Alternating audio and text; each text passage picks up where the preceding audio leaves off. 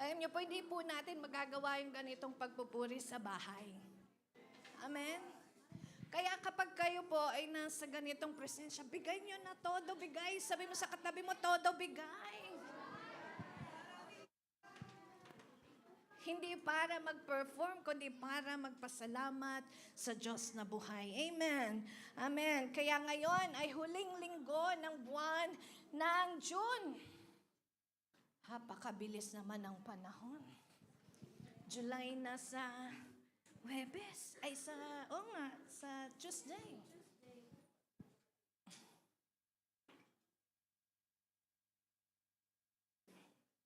Sabi mo sa katabi mo, happy summer. Kanina habang lumalabas po kami, sabi ko ang lapit lang nung pinarkingan ni Jeremy at saka nung pastoral. Sabi ko, Jem, parang umuulan Umuulan yung kilikili ko. Sa sobrang tubig, sa sobrang init. At talagang ayaw ng Diyos sa atin sa ganong sitwasyon. Amen? Kaya sabi mo sa katabi mo, alam mo kung saan ka pupunta. Alamin mo kung saan ka pupunta. Amen? At ang sabi ng salita ng Diyos, it is Jesus Christ. He is the way, He is the truth, and the life. And no one comes to the Father except through Him. Amen. So,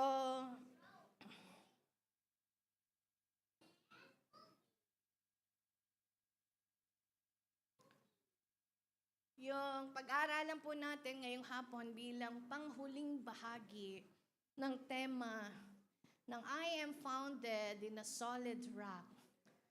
Tanungin mo nga yung katabi mo, nagigiba ka pa ba?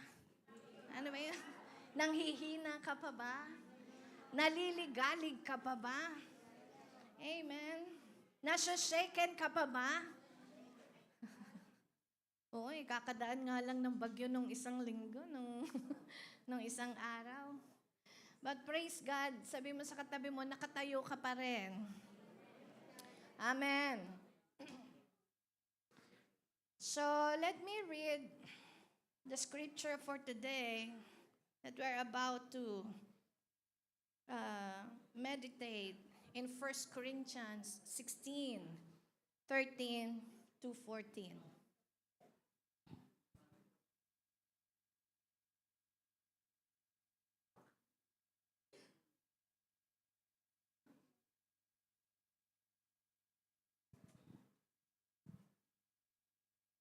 Sige po, 1 Corinthians 16, 13 to 14.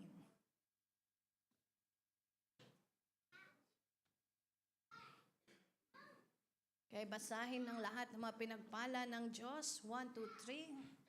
Be on your guard, stand firm in the faith, be men of courage, be strong, do everything in love.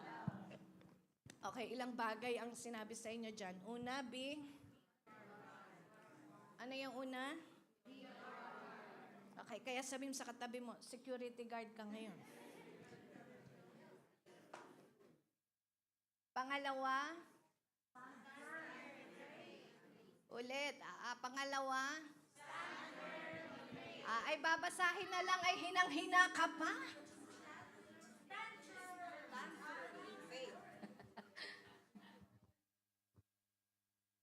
Pag po ganyan ang attitude natin sa Word of God, tapos nag-e-expect ka ng gusto mo, bakit ba na-feedback yung ating? Meron kasi nanonood sa FB natin yung audio. Kaya nag-feedback naman tayo dito, anak. Praise. Okay. Ulit. Number 1, B. Okay, babasahin na lang. Number 2. Stand firm in faith. Yeah. Number 3. Be men of courage. Kaya sabi mo, pang lalaki lang yan. Hindi. Para sa atin yan. Number 4. Be strong. Yun. And last, number 5. Do everything in love. Amen. Tapos na po ang preaching. Ayan na yung pag-aaralan natin. Kaya ang title ngayon, title natin, How to be Founded in the Solid Rock. Ito po yung number 1. Pero let me just give you a background regarding sa mga taga-Korinto. Si Apostle Paul, kung kilala niyo siya si Saul, minahal niya po ng tunay at sobra ang Panginoong Jesus. Amen. Siya isang mayaman, siya ay merong posisyon sa gobyerno, siya ay isang pariseyo, siya ay kinatatakutan ng tao. Si Apostle po, si Saul po, nung hindi pa siya Paul, he is a man of power. Amen? Na pag sinabi niya, kailangan na susunod, nangyayari. Kaya nga, ang inuna niya na i-persecute ay yung mga nananampalataya sa Panginoong Jesus kasi nababago yung katuruan nila. Ayaw niyang pumayag. Sabi niya, ano itong itinuturo ninyo? Napanibago na salungat sa aming pinaniniwalaan. Amen? Kaya ang ginawa niya, sabi niya, lahat ng mananampalataya doon kay the way. The way ang tawag. Doon sa the way, which is Jesus Christ, will be executed. At humingi siya ng sulat sa gobernador at pinadala. Kailangan niyang suyurin kung nasan itong mga nananampalataya sa Panginoong Jesus. Pero alam niyo po, there was a big turn around ng kanyang buhay. Yung akala niyang papatayin niyang mga Kristiyano ay naging kakampi niya. Kaya sabi mo sa katabi mo, yung kinatatakutan mo, magiging kakampi mo sa pangalan ng Panginoong Jesus, ha? Amen, siya yung madadala mo, hindi ikaw madadala niya. Okay? So dahil bakit na-encounter niya ang Panginoong Hesus Kristo? Kaya sabi mo sa katabi mo, kung delegate ka. Sorry. Sabi sa katabi mo, congratulations. Batch 12. Amen. Nakaset na po. Venue na lang. Oh Lord, thank you for the provision ng ating venue. But all are set, and we believe that all will be glorious. Year after year, palagi pong pinagaganda ng Diyos ang kanyang encounter. Alam niyo po kung bakit? Kasi hindi lang yung delegates ang nai-encounter again. Masarap pong maging worker, kaya lang hindi ho namin kayang i-accommodate kayo lahat na maging worker. At the same time, matatamaan po yung ating Sunday service. So talagang medyo magkakaroon tayo ng kalahating mahati yung ating service. Pero okay lang. Sabi mo sa katabi mo, be excited. So ito pong si Apostle Paul, the moment he encountered Jesus Christ, nalaman niya yung katotohanan. Tanay mo yung katabi mo, alam mo ba ang totoo? O, sinong nakakaalam ng totoong dahilan ba't merong Iran? Ano yung katabi mo? Baka alam mo. Sa totoo lang po, kahit anong marinig nating balita sa TV, sa radyo, sa Facebook, sa internet, mahirap pong alamin ang katotohanan unless nandun ka sa tunay na source ng balita. O siya yung tunay na source. Amen? Kaya ngayon, sabi mo sa katabi mo, alam mo ang katotohanan kung bakit nandito ka. Amen? We know the truth why we are here today in the church. And the truth na pinaalam sa atin ng Diyos, ang siyang nagpalaya sa atin. Mahalaga po ba ang katotohanan? Tingin niyo mahalaga yung katotohanan? Tingnan mo yung katabi mo, pag nagsinungaling yan, anong gagawin mo? Pipilitin ko pa rin yung katotohanan lang, sabihin mo. Sabi mo, sinasabi ko na yung katotohanan, pero mukha ka pa rin nagsisinungaling. Kasi nasa mukha na. Mukha lang yun. Amen. Kaya nga ang Diyos, pag binago tayo, pati yung itsura natin, amen, nag-glorified, naiiba. Dati kang mukhang manggagancho, Mukhang ano ka na ngayon? Sabihin mo sa katabi mo, ito mukhang ito. Aba, sabihin mo, ito mukhang ito. Mukhang pinagpala ng Diyos. Amen. At dito mo makikita ang glory ng Panginoon. Amen? Amen. Dapat araw-araw. So dito, He preached the truth, Jesus Christ. Dito po sa church. Dito tayo, ang pinag-uusapan natin, salita ng Diyos. We are here in a full gospel. Sabi mo sa katabi mo, full gospel. Para hindi tayo mamisled. So, here, ang pinag-aaralan po natin ay tunay na salita ng Panginoon na sulat sa Biblia. Amen. At ano po nangyari? Si Apostle Paul, dapat papatayin niya yung mga nananampalataya kay Jesus Christ na bago na baliktad. Anong nangyari? Naging defendant siya. Naging defender siya. Naging tagapag-protect siya ngayon ng mga nananampalataya kay Jesus. Amen. At hindi lang siya naging tagapag-protect, naging taga-share pa siya. Sabi mo sa katabi mo, kung dati hindi ka naniniwala, ngayon, tagapagbalita ka na. Amen. Amen. Noon naman di tayo naniniwala eh. Persecutor din ako noong unang panahon. Sa tagal ng panahon. Persecutor din po ako noon. Sabi nila, yung mga born again daw, bawal manood ng TV. Sabi ko, ano gagawin nila? Bakit bawal manood? Ngayon ko lang naiintindihan, kasi pala walang TV. Meron palang dahilan kung bakit pinagbabawal. Hindi naman bawal manood ng TV, pero pinagbabawal yung mga bagay na pipiliin mo kung ano lang yung mga bagay na papanoorin mo. Amen. Tanong mo yung katabi mo, napili mo na ba ang mga papanoorin mo? Amen? So ito po si Apostle Paul, he gave himself to protect the gospel, to protect the truth, to defend the good news because of the love of Jesus Christ. At yan din po ang ginawa ng maraming apostle. Amen. Kaya naman ngayon, walang kahirap-hirap ang salita ng Diyos. Idinudulog sa atin araw-araw, nabubuksan natin. Amen. Walang kahirap-hirap, naghahabol sa atin, hindi ka nagtatago. Alam niyo po ang mahirap noon? Sila tagabitbit ng katotohanan, pero sila ang pinapatay. At yung mga may dalang kasinungalingan, sila yung malayang nakakapagbahagi ng kanilang mga gustong sabihin. But praise God. Sabi mo sa katabi mo, because of Jesus Christ, nalaman natin ang katotohanan. Amen. Ang tatapang po ng mga disciple ni Jesus, parang yung katabi mo. Amen. Sabi na, So I thank God sa buhay ng mga disciple na ipinaglaban po ang salita ng Diyos. Ang mga apostle noon talagang dumana sila ng hirap just to defend, para lang proteksyonan yung katotohanan na nakarating sa atin ngayon. Amen.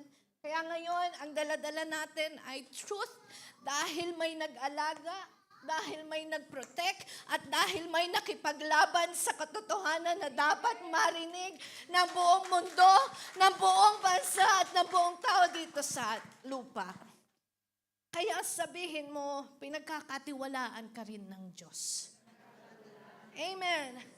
Pinagkatiwalaan sila ng Lord, kaya naman ngayon, na-enjoy natin yung truth. Kaya pag binuksan mo yung Bible mo, totoo naman na itong salita ng Diyos ay sinulat.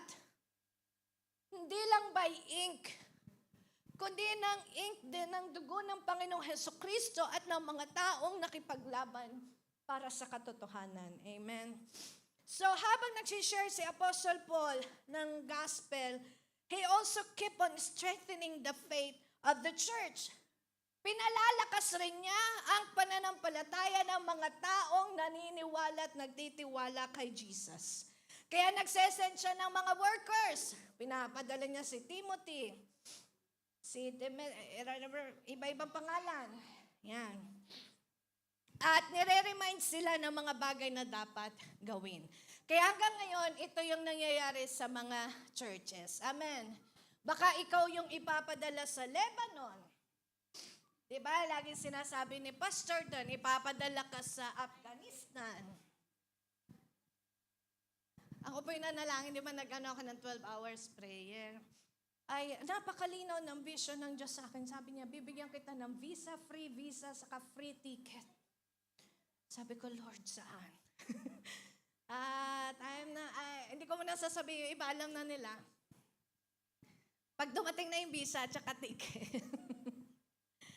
Pero kung ipapadala man ako ng Diyos doon, ay ako'y oo. Dahil nasa gitnang silangan. Ayan. Nasa Middle East. Baka dito lang din. Diyan lang.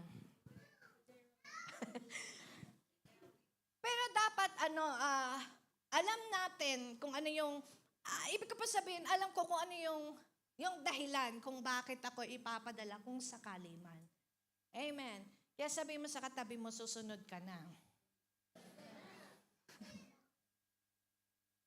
Pero alam niyo po kung bakit iningatan ni Apostle Paul itong mga taga-Korinto, kasi sila yung mga taong madaling madala ng yung kanilang paniniwala, ma-wave and toss. Yung bang pag nakarinig sila ng panibagong katuruan, yun ang kanilang Diyos. Pag nakarinig sila ng panibagong preacher, yun ang kanilang Diyos. Pero sabihin mo sa katabi mo, ang pakikinggan mo ay salita ng Diyos. Amen? So that is what we are talking about here. Ilan dito yung gusto maging victorious ang buhay niya? Sino yung gusto triumphant siya araw-araw? Amen? Alam niyo bang kayang gawin ng Diyos yan? Amen? Ginawa na yan ng Diyos sa'yo. Kaya lang, meron lang mga iba na naniwala pero hindi nagtiwala. Amen. Pero sabi mo sa katabi mo, nananampalataya ako. Nagtitiwala ako kay Jesus Christ. Amen. Sabi ng iba, bakit kasi kailangan pang idaan kami sa testing? Para lang mapatunayan kung totoo yung aking puso. Natanong niyo ba yan? Lord, ba't hindi mo na lang ako ginawang tapat? Pwede naman para hindi na ako nagloloko sa'yo. Panginoon, ba't di mo na lang ako ginawang malakas para hindi na ako nanghihina at paiyak-iyak? Sino po dito may aso? Alam niyo po yung mga aso, yung mga hayop, they don't have free will. Tama? Dinisenyo lang yung aso bilang aso. Pag yung aso sinabi niya,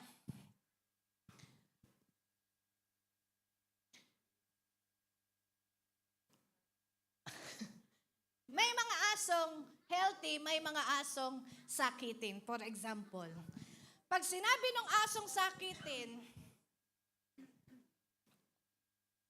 ang pagkakaiba pala, wala pong karapatang mamili yung asong sakitin na maging healthy siya. Kaya bang mamili ng aso na maging healthy? Kaya bang mamili ng aso na ang kakainin niya ay isda? Pwede pag inayawan niya yung chicken o yung buto. Okay? Pero ibig sabihin, tayo po kasi mga tao, kung bakit pinatitibay ka ng Diyos, sabi mo sa katabi mo, ba't ka pinatitibay ng Lord? Para alam mo ang pipiliin mo. Amen? Kasi gusto ng Diyos na manatili ka at tayo lang binigyan ng Diyos na karapatang makapamili. Ang tawag po doon ay free will. Amen. So, ikaw ang mamimili kung gusto mong magtatagumpay o gusto mo na nagiging talunan ka. Paano ka magtatagumpay? Sa salita ng Panginoon. Amen. Kaya sabi mo sa katabi mo, alamin mo ang pipiliin mo. And paano daw tayo mananatili na matatag? Number 1, be on your guard. 1 Corinthians 16, verse 13. Be on your guard. Ano po bang ibig sabihin pagka sinabing be on your guard? Kailangan maging watchful ka. Ang isa sa, kapag po sinabing guard, ibig sabihin may poproteksyonan ka. May iingatan ka. Tama po ba? Pag dinagdagan mo pa ng security guard, ibig sabihin may binabantayan siya at may sinesecure siya. Nagigets niyo po? May mga guard na hindi ho sila security guard. Guardia lang sila.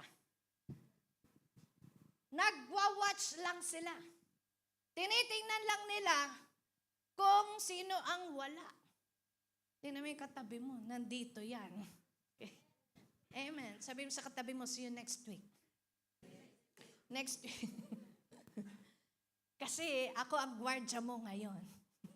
Pag nawala ka next week, hahanapin kita. Pero yung mga security guard, nagwa-watch na sila, sinesecure o pinoproteksyonan pa nila yung lugar na nakaatang para sa kanila. Amen. Kaya nga tayo, di ba may mga watchman tayo sa bahay. Anong trabaho ng watchman?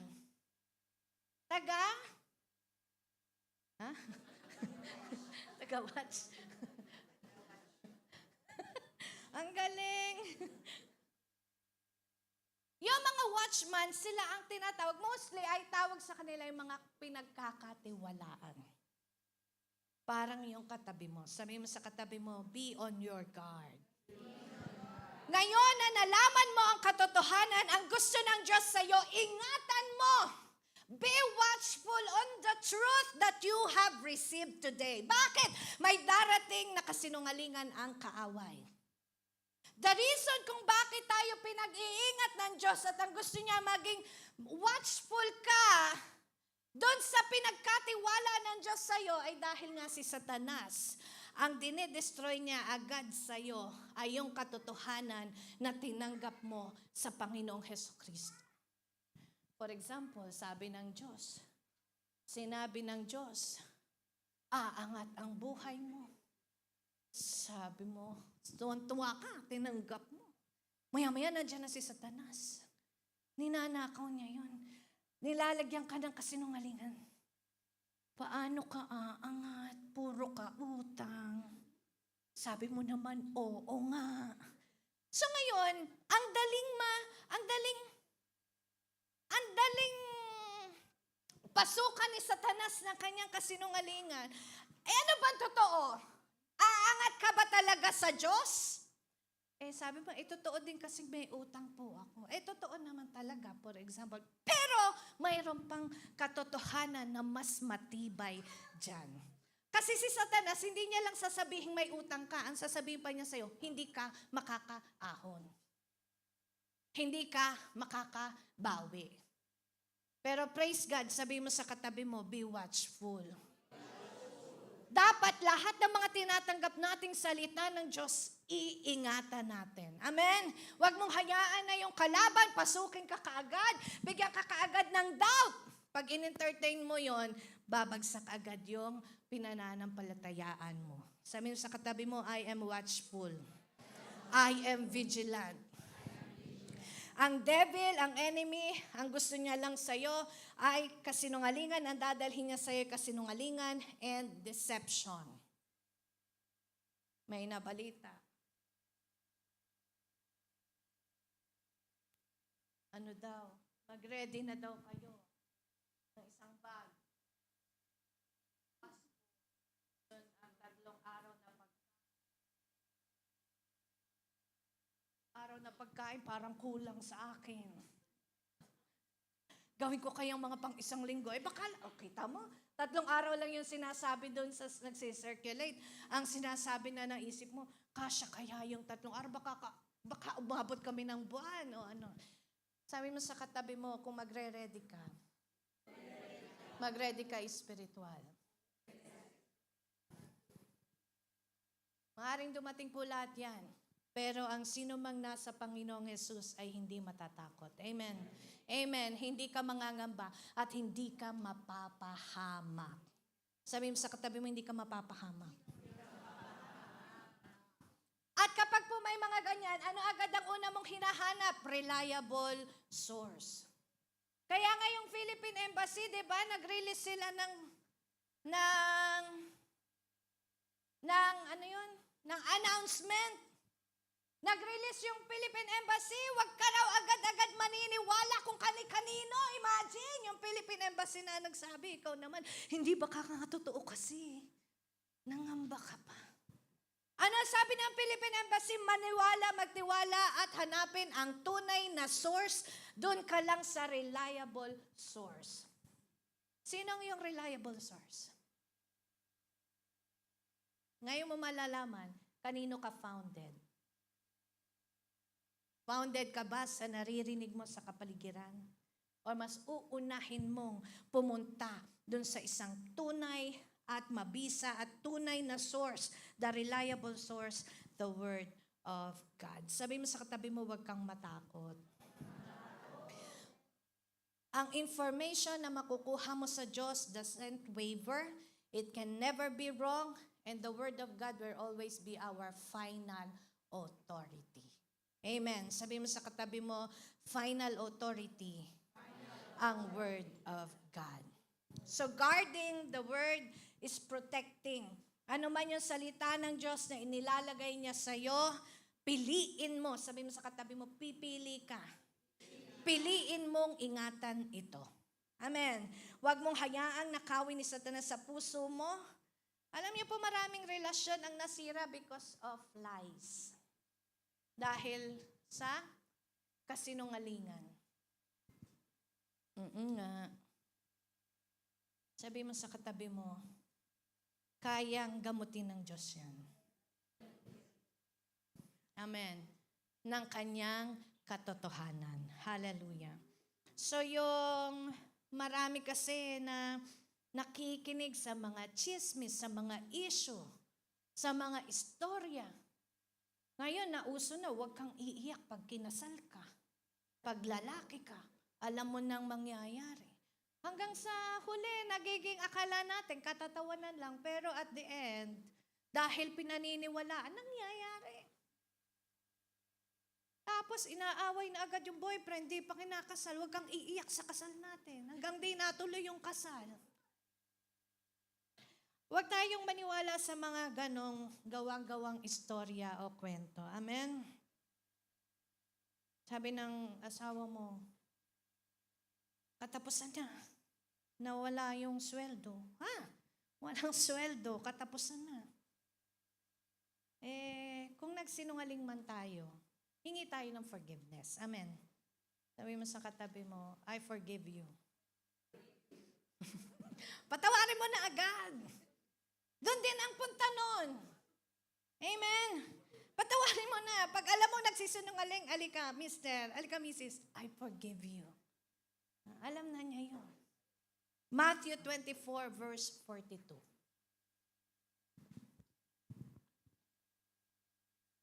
Ano po ang sabi ng Matthew 24, verse 42? Bakit tayo to be watchful? Therefore, keep watch because you do not know on what day your Lord will come. Pinatitibay ka ng Diyos sapagkat hindi natin alam kung kailan darating ang Panginoon. Pero may sign siyang ipinagkaloob sa atin. Kaya huwag kang pa-relax lang. Amen? Ingatan mo. Be watchful. Matthew 26:41. Next verse. Matthew 26:41. Watch and pray so that you will not fall into temptation. The spirit is willing, but the flesh is weak. 2 John 1:8. Watch out that you do not lose what we have worked for, but that you may be rewarded fully.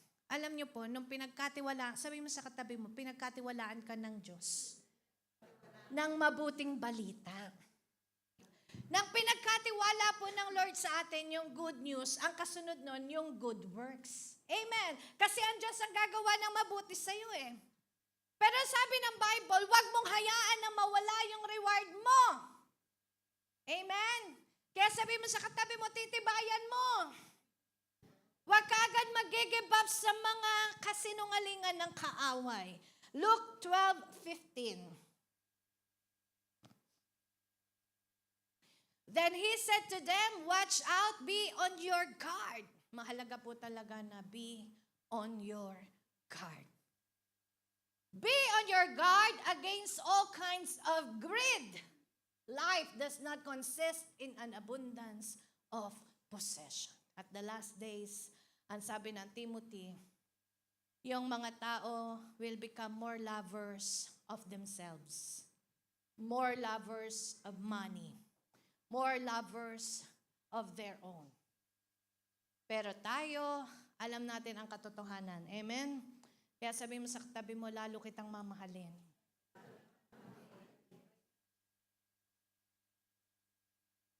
First Peter 4:7. 1 Peter 4:7, the end of all things is near. Therefore be alert and of sober mind so that you may pray. Kaya alam niyo po, kung makakarinig man tayo ng mga negative na balita, the first and foremost that you need to do is to pray. Sabi mo sa katabi mo, mananalangin ka. Huwag ka agad alam mo yung isip natin, dami na agad na isip. Ano? Kung mag-iisip ka na rin lang, piliin mo yung magagandang kaisipan. Amen? Sabi mo sa katabi mo, mula ngayon, ang iniisip ko na, yung mabubuti, yung magagandang kaisipan.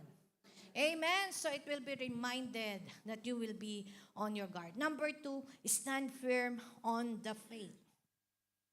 Sino dito nakatayo na sa putikan? Diba? Tapos habang nalakad ka, hindi ka natutumba. O kaya alam niyo yung kumunoy, yung mga ganon, hindi ka pwedeng tumayo doon. Kakainin ka nun eh. Ano ba yung kumunoy sa iba? Wow. Quicksand daw sa kanila. Ayan. O kaya sino na nakapaglakad ng matibay sa tabing dagat? Sa tabing dagat, hindi ka makakadire-diretso doon dahil minsan lumulubog na lang yung paa mo. O kaya minsan may tutusok doon sa mga pera naggaganong ka talaga ng crabs at saka matibay na yung paa mo doon. At saka yung mga halaya. Ano yan? Halaan. Sabi mo, teka lang, crab to. Okay? At kaya po, sa totoo lang, narinig ko to kay Rose, correct me if I'm wrong, sabi niya doon, yung mga bahay daw sa tabing dagat, hindi yung matitibay. Tama ba? Tama ba? Walang nagpapagawa, or kay Sheila ko yata ito narinig, na walang nagpapatayo ng matibay na bahay doon sa mga tabing dagat. Kasi nga, pagka dumating ang bagyo, ang alon, sila nga daw nagigising, nag-swimming na sila sa dagat. Minsan makipagkwentuhan kayo doon sa mga maganda rin malaman yung mga istorya ng buhay nila. Ay, iba naman, binabaha talaga. Sila pag nag-high tide, hindi naman tumataas yung bahay nila eh. Yun lang kama nila. Makikita nila yung mga damit nila kasi kasiping na nila. Buti na lang, ayan, nandito sila, nakarating sila sa UAE. Praise God. Palakpakan natin yung pamilya nila, Mami. Ayan. So, ang isang bahay, hindi ho siya tatayo ng matagal kapag malambot yung kanyang lupa. Alam na natin yan, ilang beses na natin yang napag-aralan. Pero ikaw, kapag ikaw ay founded sa Word of God, you can stand firm. Sabihin mo, firm. Matibay. Makakatayo ka ng matibay sa iyong pananampalataya. Tingnan natin ang 2 Timothy 4:18. Okay, 1, 2, 3. Lord will rescue me from every evil attack and will bring me safely to His heavenly kingdom. Sino naniniwala dito hanggang heavenly kingdom nandun ka? Amen, na ikaw ay ire-rescue ng Diyos sa every evil attack ng buhay mo.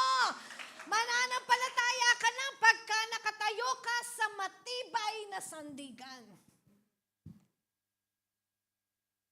Inatake lang yung kapitbahay mo, hindi naman ikaw. Inatake. Nasakit sa puso. Sabi mo, baka ako na yung kasunod. Ang dami agad natin naiisip. Amen. Sabi mo sa katabi mo, ire-rescue ka ni Lord. At alam niyo masarap, He will bring me safely. May magdadala sa'yo into the heavenly kingdom. Unless ayaw mo dun. Proverbs 18:10. Sinong gusto makarating sa langit? Sinong mauuna? Okay. 1, 2, 3. The name of the Lord is a strong tower. The righteous run to it. Ayan, diyan ka lang makakatakbo na ikaw ay ligtas. Psalm 4, verse 8.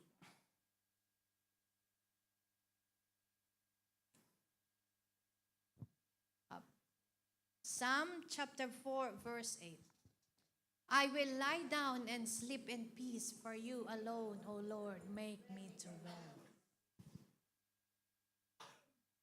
Sino nakatulog nung nag-shutdown? At saka, yung mga tao sa paligid mo. Pero ikaw, wow, you lie down, you sleep in peace. Alam mo, kahit anong mangyari sa paligid mo, ang Diyos iingatan ka. Amen. Nahum 1:7. Kaya ho dapat talaga nagbabasa tayo ng salita ng Diyos Kaya sabihin mo sa katabi mo mula sa araw na ito, aaraw-arawin mo. Okay, anong sabi ng Nahum 1:7? Basahin natin 1, 2, 3. The Lord is good, a refuge in times of trouble. He cares for those who trust in Him. Ayan. Iniingatan ng Diyos ang nagtitiwala sa Kanya. And 2 Thessalonians 2 Thessalonians 2:13-16. Let me read this. Ang sabi ng salita ng Diyos, but we ought always to thank God for you, brothers and sisters loved by the Lord, because God chose you as first fruit to be saved through the sanctifying work of the Spirit and true believe in the truth. So kailangan nandun tayo sa katotohanan. Anong katotohanan? Jesus Christ, He called you to this through our gospel that you might share in the glory of our Lord Jesus Christ. So then, brothers and sisters, stand firm and hold fast to the teachings that we passed on to you. Ito pong mga teaching na binabasa namin sa inyo ay nasa Bible. Hindi ho namin to sariling gawa. Hindi kami makakasulat nito. Ito binabasa lang din namin sa inyo. Kaya sabihin mo sa katabi mo, kaya magbabasa ka. Huwag lang tuwing Sunday. May our Lord Jesus Christ Himself and God our Father who loved us and by His grace gave us eternal encouragement and good hope. Amen. Number 3, we need to be courageous. Ano po ba yung courageous? Matapang. Amen. When you are courageous, no one will be able to stand against you. Walang pwedeng maka-stand against you kapag matapang ka. Tingnan po natin ang salita ng Diyos. 1 Corinthians 16:13. Nandun yan. Joshua 1 verses 5 to 9. Ang Lord, pinangakuan niya si Joshua na sasamahan niya. Tingnan niyo po ito. Ang Diyos, pinangakuan si Joshua na sasamahan siya hanggang sa huli at pinangakuan siya na pagpapalain siya. Amen? Pero sinabi ng Diyos, kailangan mong maging matapang. Sabi ni Joshua, hindi na, Lord. Yun na lang promise. Hindi. Sabi mo sa katabi mo, kailangan maging matapang. Be strong. Okay, basahin natin. Ano sabi ng Lord kay Joshua? 1, 2, 3. No one will be able to stand up against you all the days All of your the life. days of your life. Parang sa'yo yan. Okay, then? As I was with Moses, so I will be with you. I will never leave you, nor Pag forsake ang Diyos ang kasama, wala kang katatakutan. Amen. Next verse. Anong sabi? you. Be strong and courageous, because you will lead these people to inherit the land I swore to their forefathers. Next verse. Be strong and very courageous. Inulit. Okay? Be careful to obey all the law my servant Moses gave you. Do not turn from it to the right or to the left, that you may be successful wherever you go. Amen. Next verse. Do not let this book of the law depart from your mouth. Meditate on it day and night, so that you may be careful to do everything written in it. Then you will be prosperous And and last, successful. 9. Have I not commanded you? Again? Be strong and courageous. Grabe. Do not be terrified. Do not be discouraged, for the Lord your God will be with you wherever you go. Ano, matapang ka na ngayon? Una sabi, be strong and courageous. Tapos inulit, be strong and be very courageous. Yung una sabi, be strong and be courageous. Pero ni-remind siya again, be strong and be very courageous. Sabi mo sa katabi mo, I am very courageous. I am very courageous.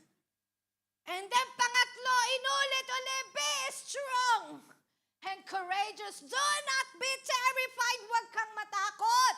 Huwag kang madismaya. Ang Diyos ay sasama sa iyo, saan ka man magpunta. Bakit ganun si Lord, no? Sasamahan ka niya, saan ka man magpunta. Pero kung siya talaga Diyos, dapat ikaw ang sasama sa Kanya kahit saan siya magpunta. Nagets niyo po yung ibig sabihin? Ang Diyos, ang ginawa niya, inabot ka niya.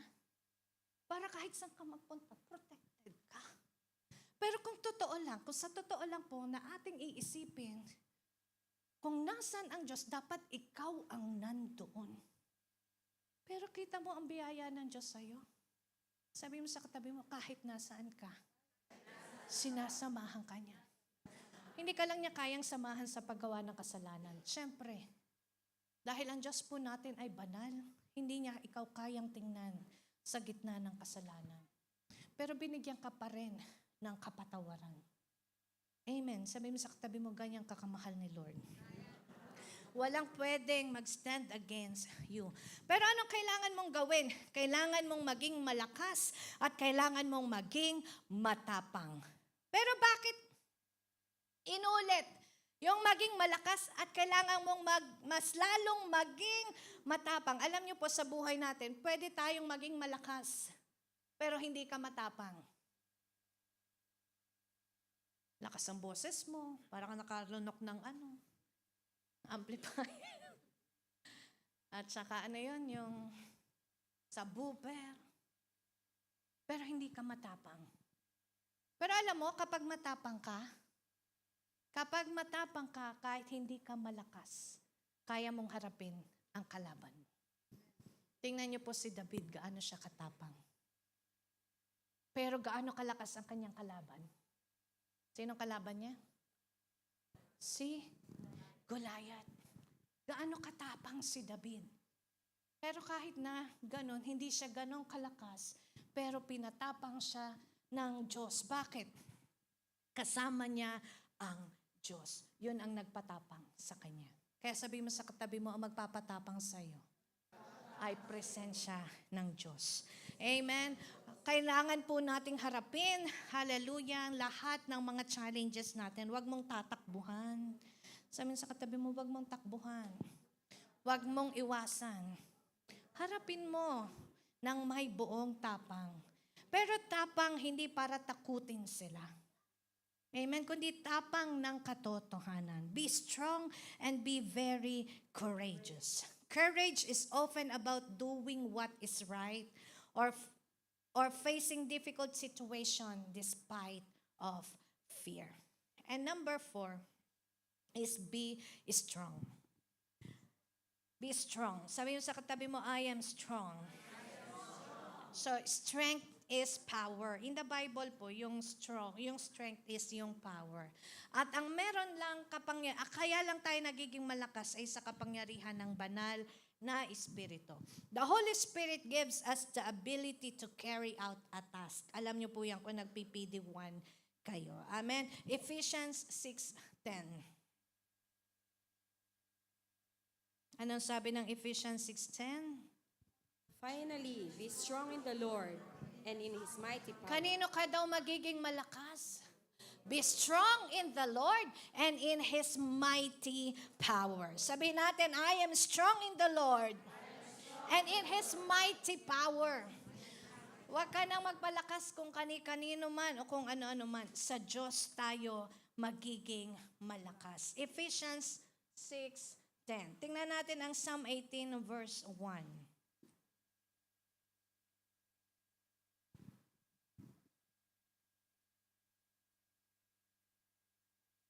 Psalm 18 verse 1. Okay, 1, 2, 3. I love you, O Lord, my strength. Lagyan nyo naman ng ano. Kay Lord nyo sinasabi yan. Pagka yung, ano mo, eye to eye ka pa. Ito sa Diyos, ang Diyos doon nagsasabi, ikaw, sinasabi mo to kay Lord, I love you. Oh, my strength. Alam mo yun, parang pagka hindi mo nakasama ang Diyos, parang hinang-hina ka. Pero dahil nandyan ang Diyos sa'yo, grabe, lumalakas ka. Amen. Sabi mo sa katabi mo, lumalakas ako araw-araw.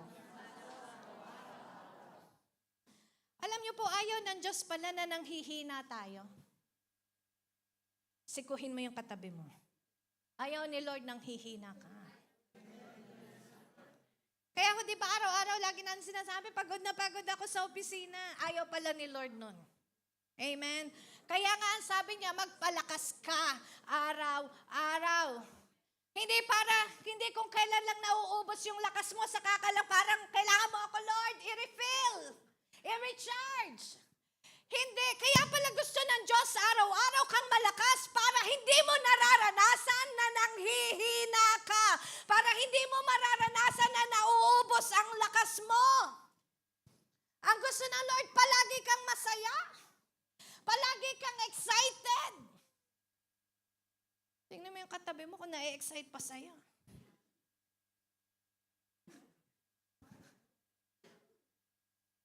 Alam niyo, masarap kasama yung yung ganado.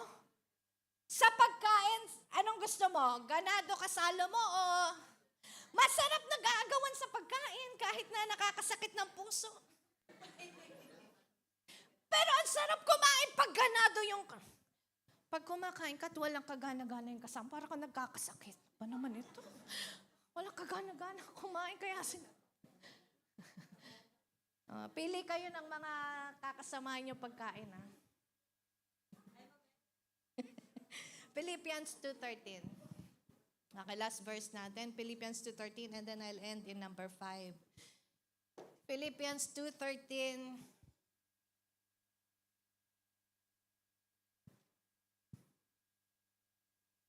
Okay, 1, 2, 3.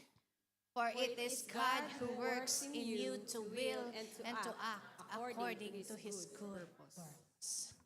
Ang Diyos ang magbibigay sa'yo na gugustuhin mo. Amen? Na magawa ang mabuting kalooban ng Diyos. And last, number 5, do everything in love. Sige tayo lahat ay magsitayo. Sabi mo sa katabi mo, I love you. With the love of Jesus. Okay, ano pa ang sabi ng verse?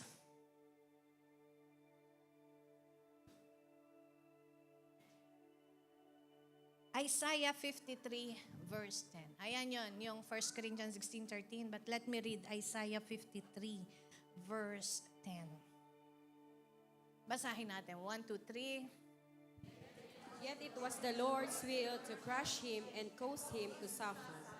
And though the Lord makes his life an offering for sin, he will see his offspring and prolong his days. And the will of the Lord will prosper in his hand. Amen. Si Jesus po ito pinaprophesy. Nasabi niya, though the Lord makes his life an offering for sin, kahit na napako sa krus ang Panginoong Jesus, makikita natin na yung kanyang offspring will prolong his days. Sa panong paraan? Sa pamamagitan ng buhay mo. Sabi mo sa katabi mo, you will carry the love of Jesus Christ. Alam niyo po, dapat ngayon sa ganitong panahon at ganitong sitwasyon, alam ko sa atin, ang dami natin mga problema eh. Pero noon yun, sabi mo sa katabi mo, noon yun.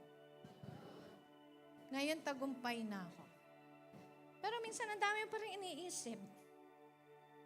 Pero sa totoo lang po, ang gusto ng Diyos ngayon na isipin mo, ay ang sitwasyon ng buhay mo, hindi dito sa lupa, kundi ng makalangit na sitwasyon.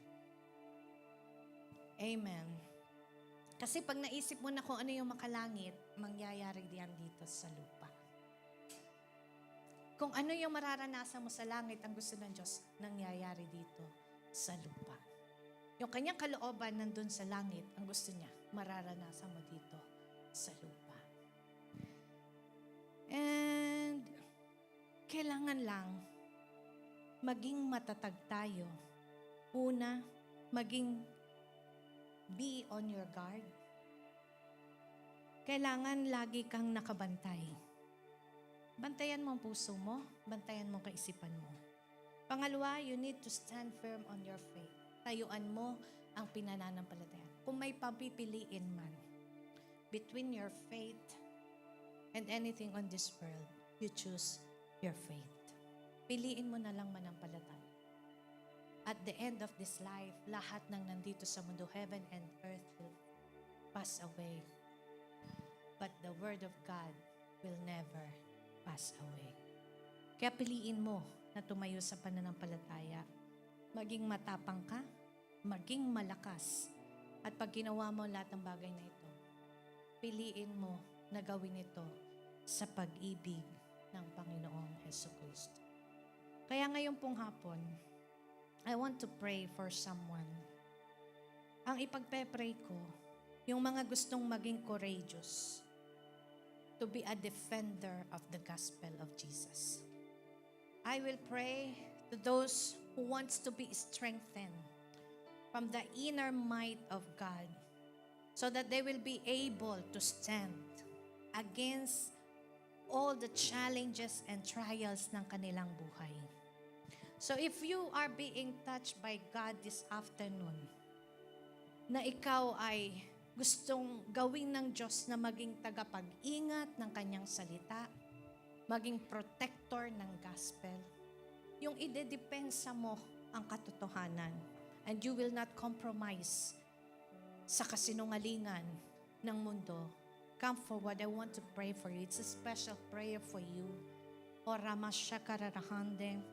And yung ang strength na gusto mo ay hindi nanggagaling sa sariling lakas, kundi sa kalakasan mula sa Panginoong Hesukristo at sa kanyang banal na Espiritu.